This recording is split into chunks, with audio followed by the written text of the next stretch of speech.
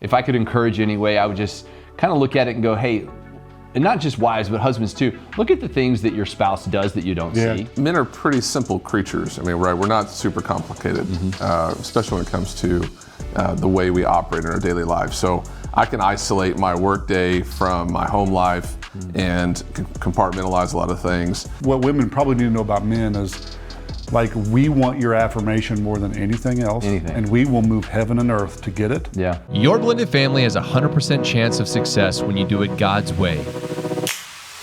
We are Blended Kingdom Families, and we want to provide biblical resources to heal and restore families with a message of hope for the next generation. Let's get after it. Hey guys, welcome to the BKF podcast. I am so excited that you're here with us today. If you haven't already, take an opportunity, like, share, comment, leave a review. We would love to get your feedback. Today, it's going to be a little bit different. If you've noticed, I do not have my gorgeous co-host with me. I had to replace her with two average-looking dudes over here. But this is an all-guys podcast, and I could not be more excited to welcome my good friends, Jon Chasteen and Brent Evans, to the podcast. If you don't know these two cats, they are really cool guys. Jon is the senior pastor of Victory Church, Oklahoma, and Victory Church, Grapevine. So there's two campuses in Oklahoma. Brent is the CEO of XO Marriage. So these guys have a ton of wisdom, and we are just going to have a good time. We have no script. We're just going to talk about marriage. We're going to talk about parenting, and we're going to try to give you the most inside view of the emptiness that exists inside of a husband's brain.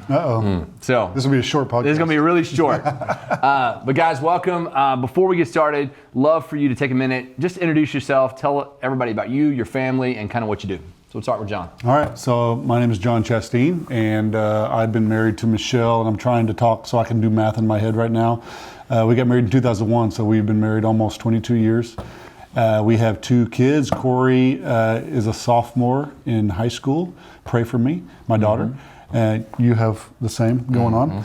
I have a son who's 12 in 7th grade, and we are best friends. We do life together. Love that. Yeah. Brent?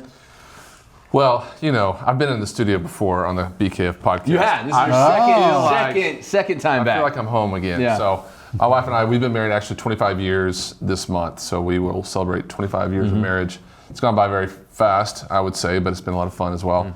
And we have 3 kids. Kate is 15, Reed is 11, and Luke is 9. And please don't Google their names because they may have a... Don't judge my parenting skills on my kids' track record. So no, they're great kids. We have a fun time now. We're in the sweet spot of parenting where the kids are all at the ages where the oldest isn't old enough yet to be so mobile and driving that we don't see her all the time, and the youngest is old enough to where we can watch fun movies together, we can do fun things together. So it's a pretty fun sweet spot of life for us. But like you said, running XO Marriage, we're based in South Lake, Texas, and really just enjoying this season of life. Love it. So 25 years, 22 years, and then my lowly 9 years of marriage. So but although I will say that we have discovered that if you're in a blended family, that marriage years in blended family is kind of like dog years. So 9 years blended is like 25 or 30 years in a normal marriage. And so, and you guys, if y'all know me, I have 4 kids, 4 boys. Michael, who's 17, and then Shay, Gray, and Case, who are 6, 7, and 8.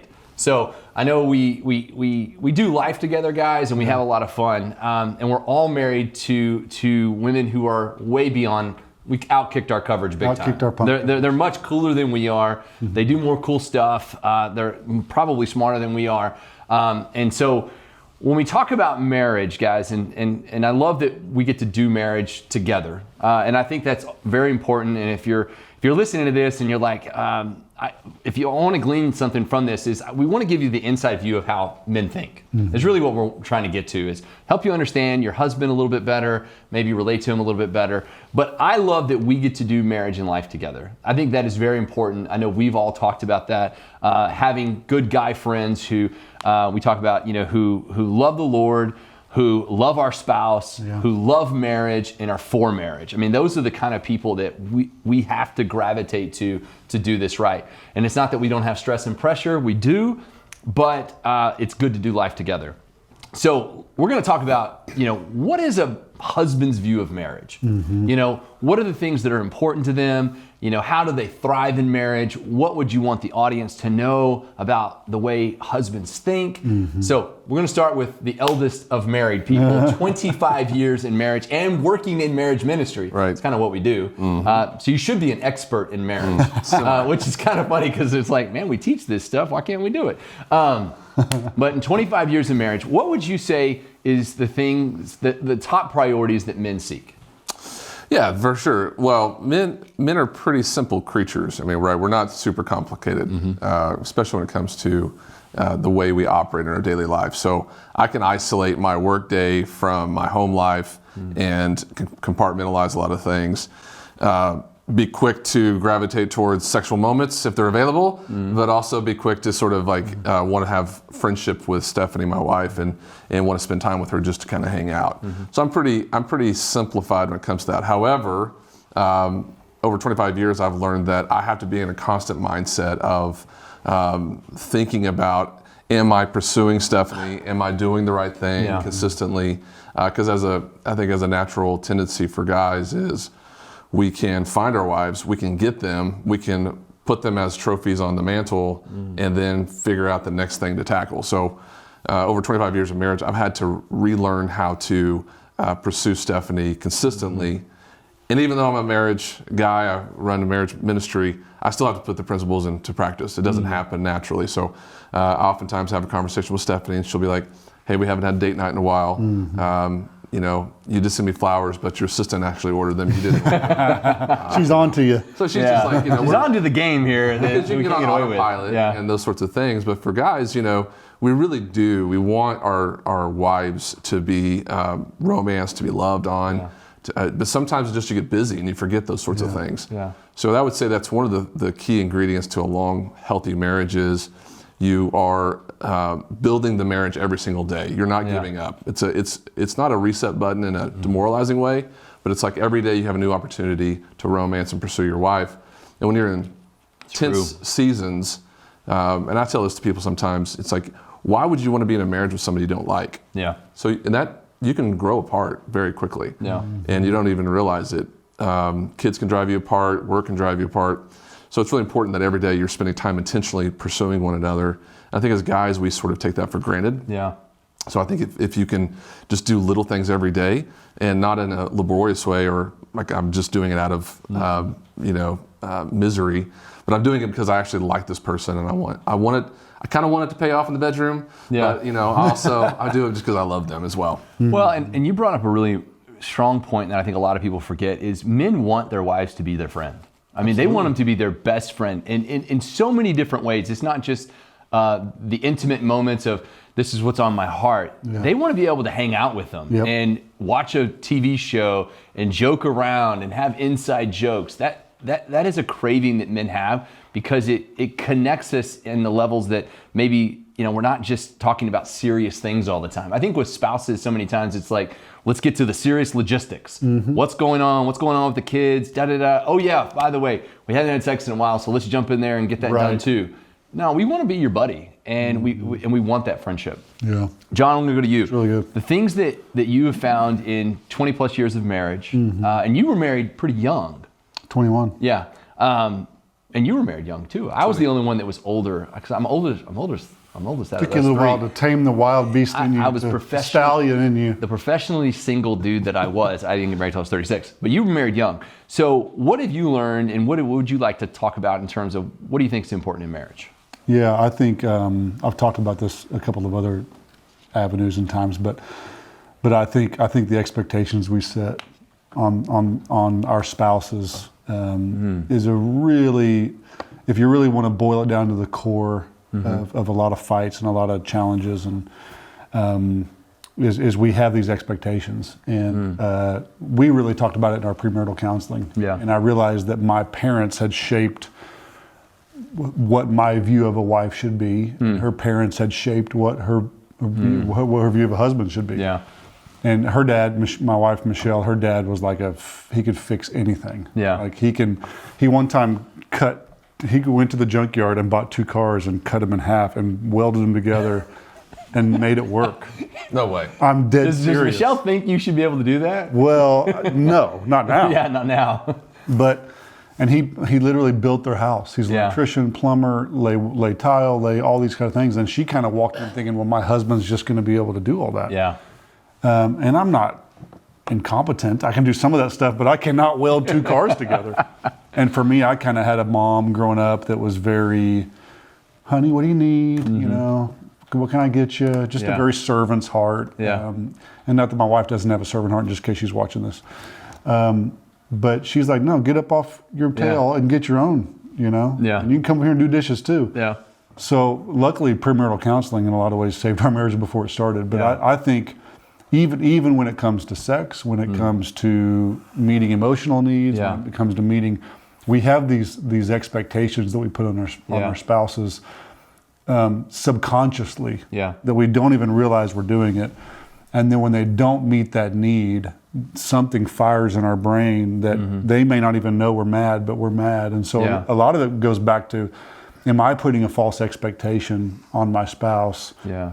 How much of those expectations are valid and real, that they really should be meeting those needs, and how many of them am I just fabricating based on a past experience? Yeah. You know? No, it's so good. And one of the things that you had said, Brent, about continuing to serve, and one of the most impactful statements that I've carried with me throughout the years, and the three of us, we've probably seen or heard 1,000 sermons, and 1,000 people speak at conferences, and it's funny how you walk away with just one thing after years and years. But a pastor here locally in the DFW area made this comment. He said, men have to kind of reset their brains at the door. It's like we get to the door and we have to understand that one, we have to take whatever we've done outside, shelve that, put on our servant coat and our dad coat and our husband coat before we walk into the house. Right. Because then we've got to go serve more. Right. And I think that's challenging in a lot of ways. And I want to put, that's a very good way to look at it. And I wish that I was able to do that every day. But some days I'm walking in like this on the phone going, oh yeah, hang on just a second. And I'm walking back to my office and I don't say that with the intent, and this is kind of my point of it. I don't say that with the intent that there's an expectation that you do that every time, and if you don't do it, you fail. Really what I want to talk about is the way husbands kind of view the concept of always wanting to meet expectations. You said expectations. And we don't want to let people down. And I think that's one of the things that wives maybe don't see about husbands very much, is we have an intent, desire to make people happy. Probably even more than most people realize. So my question to these two esteemed gentlemen here who have a wealth of knowledge is, how do you convey that to your wife without being attacking? Meaning, like she's letting you down, or you feel like upset because you've let her down. How do you convey that feeling and emotion to your wife that like, hey, this is my desire to make people happy and to not let you down? What would you say, Jon? It's such a difficult question to answer, because I think every person requires a different approach, and so knowing your spouse's demeanor, knowing your spouse's personality, obviously I think there's some universal things. It's going to need to be one-on-one. It's going to need to be at a good spot. It's going to need to be at the right timing. You don't go when things are inflamed and start having those kind of conversations. You wait when it's settled down. But I think it's in those intimate moments when things are calm. I know for me, running a church, being a part of running a university, whatever else is going, I find that I have the most patience for the people that are complete strangers. No joke. You know what I mean? Like people that work for me, or people that I meet that I don't even really know, I don't have a relationship with. I can be very patient with them, but for some reason I'll come home and my kid says something and I just lose it. Oh man. Or I, raise my voice at my wife or something. The people it's so weird how the people we love the most sometimes end up taking the brunt of all that's built up throughout the day.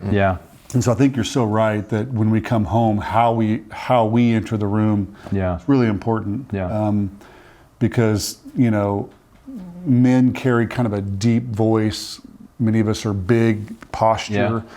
And so the way our mannerisms and our voice inflections matter, especially with children. And I think men get that wrong a lot. To where our kids, I know I've been guilty of that, where I don't even really feel like I'm raising my voice, but to a 6-year-old, it's scary. It's terrifying. You know? And so I think that the way our posture matters, you know, even our hand gestures, even our inflections of our voice, all those kind of things play into those moments. And I think wives they underestimate the power they have too as you enter the home. That opportunity to meet you almost at the door with this, your home. You know, you can let this stuff go. You know, you're not in a fight and flight situation anymore. You're in a safe place. And I think couples a lot of times kind of miss that opportunity to kind of meet at the door and go, okay, this is where we're at. Well, we process things differently. So most men, I should say, are really good at compartmentalizing. I can compartmentalize stuff. I can be concerned about something 1 minute, and 10 minutes later, I have minimized that window in my computer screen, and I'm not thinking about it anymore. And even this morning, my wife woke up and she was like, I didn't sleep at all last night because I was worried about the kitchen remodel and the cabinet that was out of place and the thing that I was looking at. I'm like, seriously? You were up for 4 hours last night thinking about cabinets? Like, I can't imagine, because women have the ability, whether it's a blessing or a curse, to think about a million things at once. And I don't know about you guys. I just don't. I just don't. I don't really do that. So I think we need to be aware of those things in our wives as men. That how can I help them minimize some of these windows? They're worried about that. Let me take care of that. You know. Brent, what are your thoughts?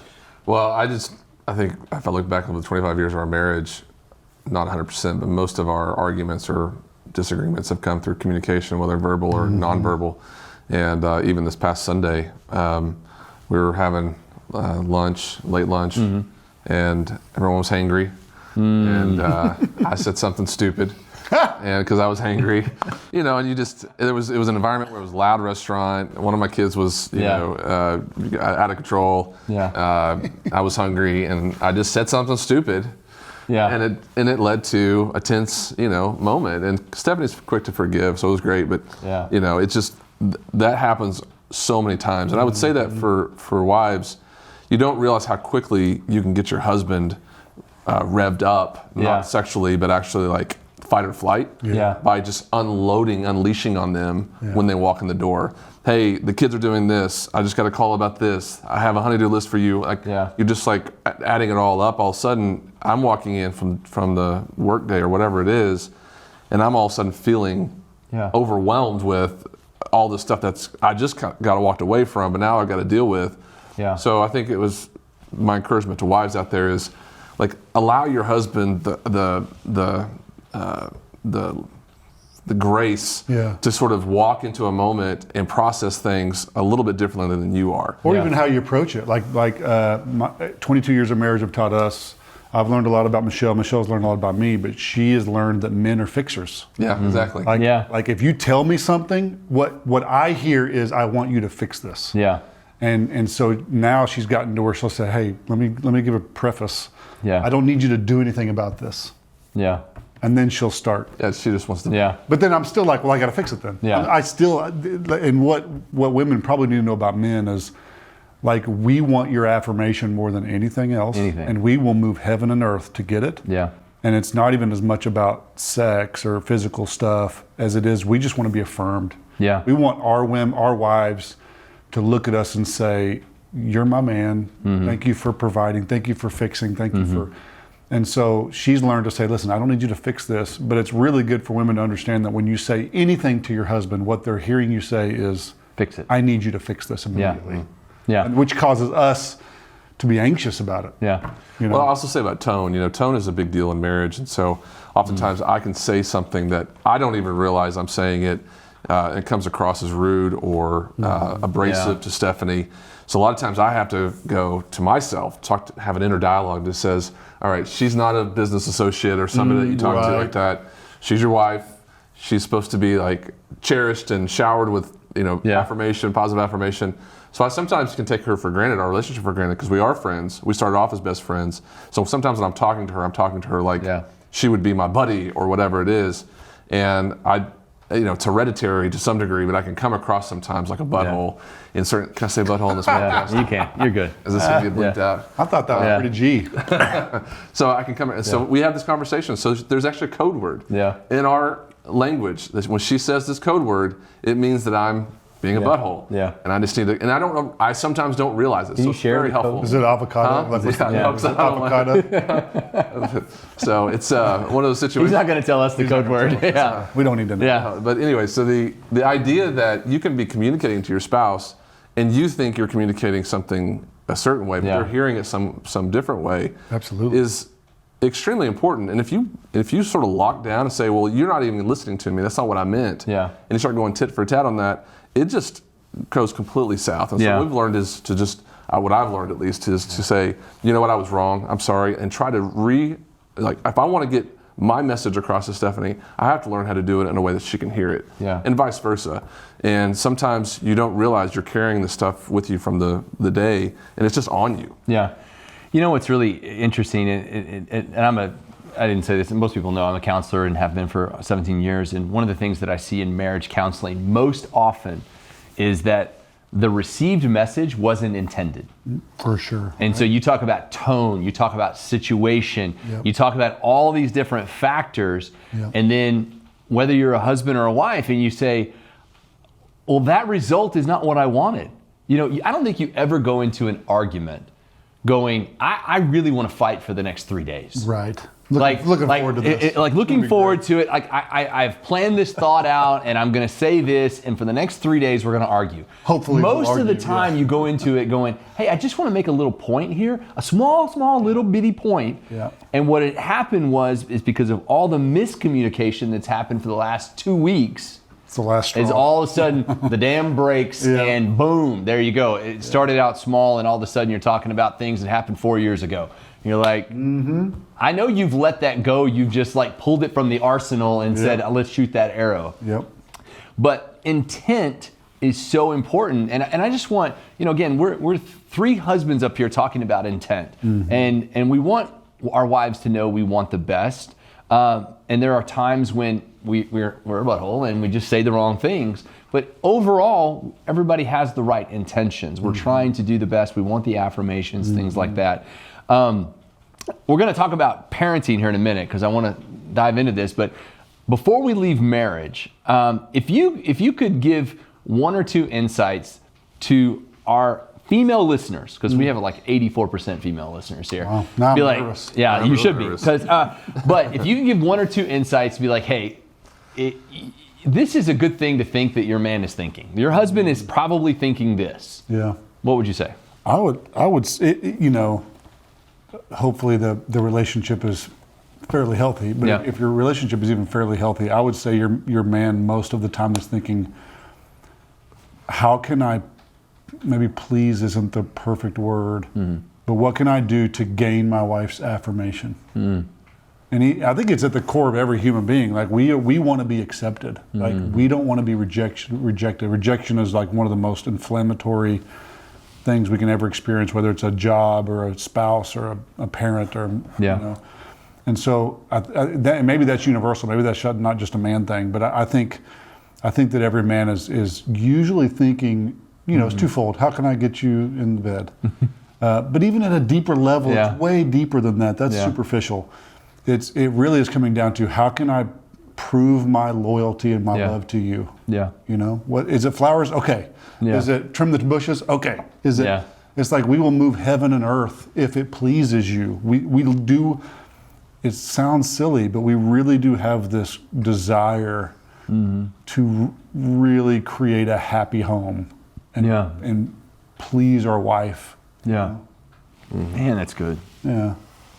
Yeah, no, I would say that, just piggybacking on that, that was well said, John. No, John's just really good. I was going to say, think he runs a marriage ministry or something. Brent, I affirm you. Yeah, thank you. You are awesome, Brent. So I was just going to say that, sometimes if the ladies out there listening, hey ladies, how are you? If they're out there listening, the 84%, one of the things I would encourage you with your husbands is, because your husband may not be everything you want him to be right now. Like, he could have some things that you want him to work on, whether it's like, You mean there's things that the wives want us to work on? I mean, we're all perfect. Yeah. I understand Not that. us.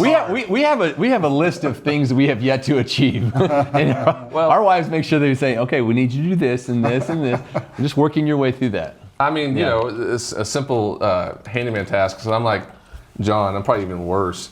You're way worse. Yeah, I am way worse. Our dryer was overheating for months, and we couldn't figure out why. And we called. It was a brand new dryer, and we called Best Buy to come check it out, and it was not an issue with the dryer. So I had to go find out what the issue was.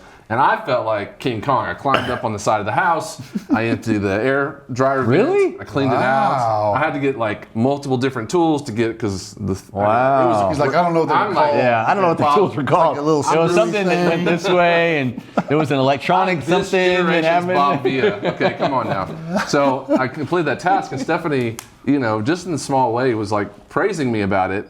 And again, it just makes you feel good. Didn't It it? makes you feel real good as a man. So even if he's not doing everything right, and every day you have some frustrations, if you can focus on the things that he does well, and really make him feel good about that, you'll see that he wants to do. It's like a dog that gets a treat. Yeah. We want more of that. Yeah. And it's exciting for a guy to think that his wife is in love with him for the reasons of respect and admiration, much more than just sexual attraction, which we want, of course. We want you to be sexually attracted to us, but it does feel good in our hearts to know that our wives, this woman that we love, actually reciprocates that with respect and honor. And And it praise. actually sparks more of our desire to, like, instead of nagging us. Yes. Craig Groeschel, I've heard him say many times, if you think something nice, say it. Yeah. And that goes both ways. Yeah. But there's plenty of things we can beat our spouses down over. But if you see one tiny little, oh, you picked up your underwear today. What a good boy. Whatever. It doesn't take that much. Yeah. Then it, Good boy. it reinforces, it's a positive reinforcement. And guys out there, let me just say, there are traps, right? So avoid the traps. Yeah. So if your wife tells you she doesn't want anything for her birthday or anniversary, That is wrong. it's a trap. It's so a trap. Don't believe her. Don't. I'm just telling you, get her something so she'll know that you love her as well. So it's important to concentrate on those sorts of things. And I think a lot of times, and maybe you guys can affirm this, I think a lot of the tasks that, as you kind of start your marriage, or really even starting new things, or kind of move things, your marriage moves into a new direction, there's a lot of like little tasks that guys kind of take off the plate. It's like, like nobody knows except for me, like when the electricity bill is paid.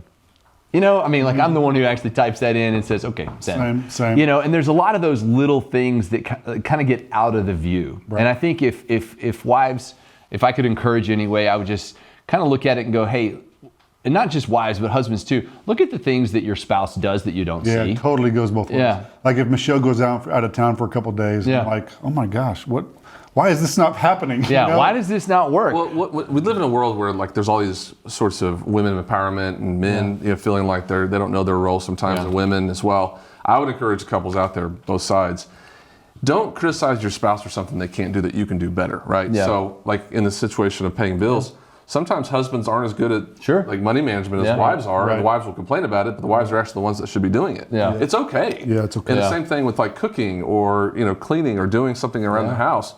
Some women I know are way better at like household chores and items. And I know some guys that are better. Exactly. Yeah. So I think it's one of those things where you can criticize your spouse about something they're not good at, but it's also something that you could do, that you have some sort of entrenched mindset from some sort of like ideal image that your parents had set forth, or something you've seen on TV, or some sort of like mindset you had walking into marriage that's not exactly the same. Yeah. What I've found is like Stephanie and I, whenever we come together and figure out who's going to accomplish what task, it doesn't always look like, I'm going to use an old adage of leave it to Beaver. June Award Cleveland. I don't even know if anybody out there even knows who the Beaver is anymore. I don't know. Wally and the Beaver, that was a while ago. No, I think that's great. I love that, that kind of the theme of this last 30 minutes is really been kind of looking back at affirmations and communication. But affirmations in both spouses are incredibly important. But the problem with marriage is it gets routine. And kids. I love them. I love all of my kids, but man, they're tough on marriage because they make things easy to be distracted. And all of a sudden you get hooked in the routine of 5 o'clock, dinner, bath time, get to bed, maybe watch a Netflix show, and all of a sudden you're sleeping. And the opportunity for affirmation, and the one thing that we've talked about, I know XO Marriage talks about all the time, is marriage takes work. It is a constant thing that you have to pay attention to. And when you don't pay attention to it is when feelings get hurt, and then all of a sudden explosions happen, and you get an expectation of what should be happening, and then all of a sudden you're like, you know what, this marriage is just not for me. And so get back to the affirmation side. So if you're listening to this and you've enjoyed, kind of the husbands are small view. Next, you need to have Vanessa and Stephanie and Michelle on telling the men what they should do. Exactly, and we can watch. Because I can watch. Yeah, and we can watch. Yeah, just tell us. All you have to do is tell us what to do. We'll do it. We will do it. It's super simple that way. Like, hey, Just don't yell at us. Yeah, We're not good with the yelling. Yeah, if you want us to wear these pair of jeans, wear that pair. I will wear them. That's fine with me. But it's really cool. And again, we want to encourage you in these areas.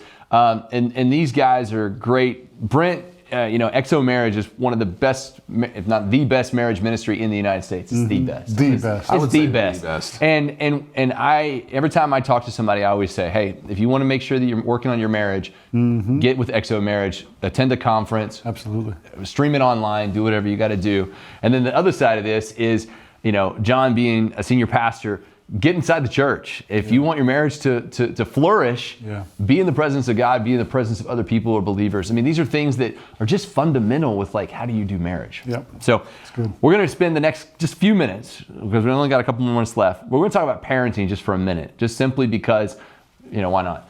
And between the three of us, we have 4, 7. I've only got 2. Y'all you're crazy. adding. I got 2. Why did you only have 2?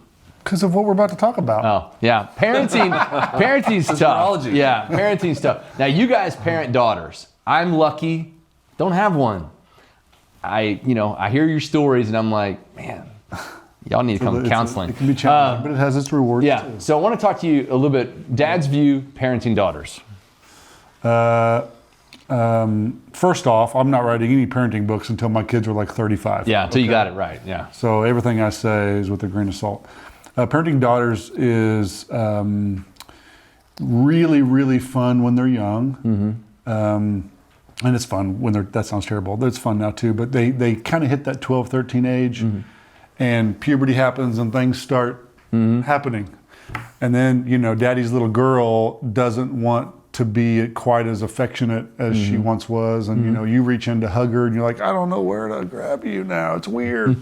There's just a lot of things that happen. And we're both in that kind of phase from 12 to 16, 18, where things just shift. And so I think for me, one of the things Michelle and I have been talking a lot about, that you kind of, I'll use this analogy, okay? So I this is just, again, I'm not writing any books right now, but I feel like when your kids are like from that 0 to 12, they're a sponge. Like they will absorb. They are all ears. They're they have their moments, and then when they kind of get into those teenage years, the sponge turns into a rock, and they just you can't penetrate it like you used to. Like you become the stupid parent that has nothing genius to say. And so our approach to parenting has shifted from a let me tell you what to do to a perspective of if we lose their hearts, we lose everything. Yeah. So our focus right now on our daughter specifically and our son is how do we don't want to be best friends with them. That's not a parent's role. Yeah. But how do we capture their heart? How do we make sure that everything we do and everything we say, and even when we're trying to get onto them or ground them or whatever, how do we make sure that we're not hurting the heart? Yeah. Because if we lose our daughter's heart, everything's over. Yeah. And I think that's the challenge for us right now. That we're in the middle of saying, how do we love and discipline and train this child up in the way she should go? Yeah. And with exposure to phones and social media, and the world is in her fingertips 24/7. How do we train her up in the way she should go? This rock that seems impenetrable some days, but just make sure that she knows that we still love her with every fiber of our being. Let me follow that with a question here, because you kind of, and I get the semblance of the sponge to the rock. My question is there any merit in like changing the way you communicate with your kids? Like I picture it like this, you know, like when my kids are little, I sit them down and we don't, you know, they. Yeah. But you know, I have a 17-year-old boy, Yep. which is a little bit more unique. But I almost picture for a girl, I'm walking up with a letter I wrote and going, Slide it over the door. just read that at some point. It says some really sweet things that I'm loving on you for. And when you're in a receptive mood, if you could just Yep. read that letter and kind of bank it, Yep. and then at some point she'll emerge and she'll be like, "Oh, Thanks, I'm Daddy." receiving that," and you're like, "Great," whenever you needed it. Yeah. Yeah. That's not too far off, actually. Yeah. It's pretty well. For not having a daughter, that's pretty well. Minus the- That's what I would do if I was a daughter. I'd be like, I think. I'd be emailing. I'd be like, "Just want you to know." I don't know. The letters will be. It's funny. But timing matters. Yeah. You know, I have to take my daughter on dates like I would my spouse. Yeah. Because that's meaningful to her. So for her, it's sushi. Hey, babe, you want to get sushi? Yes. So Pick the cheapest option, didn't she? right. So those things matter, man. Timing, Yeah. all of those things are really critical. Yeah. To the daughter. So. What do you think, Brent?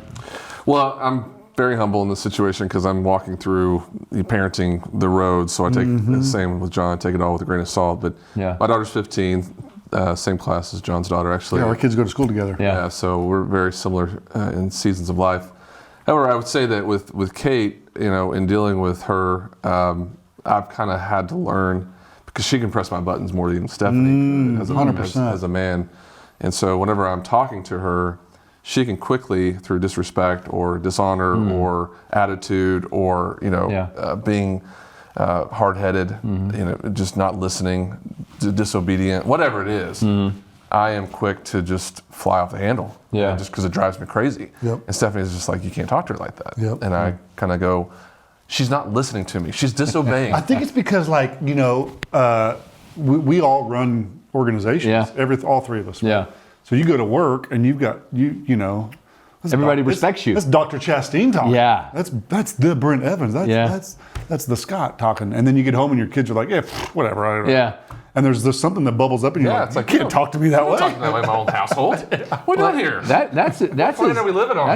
That's also equal to marriage too. That happens a lot in is. marriage, It especially does. with husbands who do have those kind of leadership roles. You walk in, and you're like, yeah, I'm the leader, but I may not be treated like that right now. I guess whenever you're taking my home and food and all that stuff, and then you're just like and all the good things of it, but you're not giving me the you know, the good things back. Yeah. It feels a little bit. But anyway, so we're walking through that, and I'm learning how to tailor my language and not react to her, because that just puts me in a 15-year-old mindset. Is to react to that. Is to figure out how to love her, capture her heart, navigate waters with her, because she's struggling too. Like sometimes I forget that she's 15 in a world of technology and Instagram and things that I didn't deal with, the social pressures, trying to be a little more empathetic. I totally agree about not being friends with your kids until they're older. Yeah. And with the boys, you know, again, I'm trying to allow them to get older without encountering the crazy world we live in. Yeah. Absolutely. The entry point to like pornography and like homosexuality and transgender issues. I mean, we're having conversations way before is normal with kids these days. So it's very difficult as parents to navigate that. And I think that, again, I give all parents grace. There's no perfect parent out there. All kids are different. You're just trying to raise your kids and get them to a point where they can become Christ followers as they get older and have a foundation of faith to where when storms come, they're not cratered. They don't just crater under it. They don't cave under pressure of peer pressure for moral issues, or you know, they can't get a job because they don't know how to be responsible. You're trying to get them into society, and also if there are Christians, they should be the examples. And that's very difficult and intentional. You can't outsource that to a school. You can't outsource that to a church. You have to be intentional at home with that. And I'm saying, I told somebody that this week. Just encouraging everyone out there. It's very hard in our day and age.